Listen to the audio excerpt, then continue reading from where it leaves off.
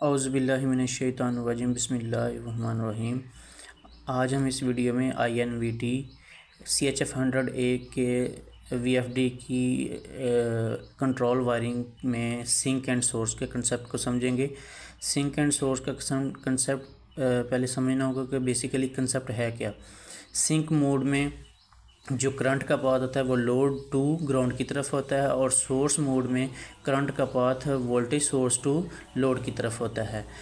तो आइए हम अब इस वीडियो में देखते हैं कि जैसे कि ये 24 PW पे जंप हुआ है तो ये इसका सोर्स मोड है।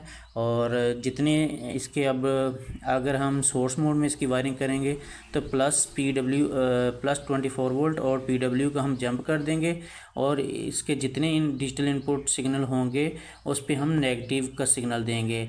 S1 S2 S3 S4 S5 S6 S7 इसके डिजिटल इनपुट टर्मिनल्स हैं, तो इस पे हम नेगेटिव का सिग्नल देंगे। और अगर हम इनकी वायरिंग सिंक मोड में करते हैं तो हम PW और कॉमन को जंप कर देंगे और जितने डिजिटल इनपुट सिग्नल हैं वहाँ पे इसका प्लस का सिग्नल देंगे। S1 फिर जितने भी इसके डिजिटल के टर्मिनल्स हैं S1 2 3 4 5 S7 तक हम इसको प्लस का सिग्नल देंगे।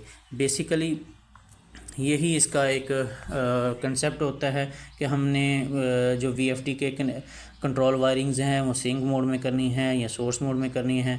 अगर सोर्स मोड में करनी है PW और 24 को जंप करेंगे और डिजिटल इनपुट को नेगेटिव का सिग्नल देंगे। और अगर हम सिंक मोड में करेंगे तो PW और कॉमन को जंप करेंगे और डिजिटल इनपुट टर्मिनल को प्लस का सिग्नल देंगे। तो उम्मीद करता हूँ ये वीडियो आपको अच्छी लगी होगी। Thank you so much. अल्लाह हाफिज़।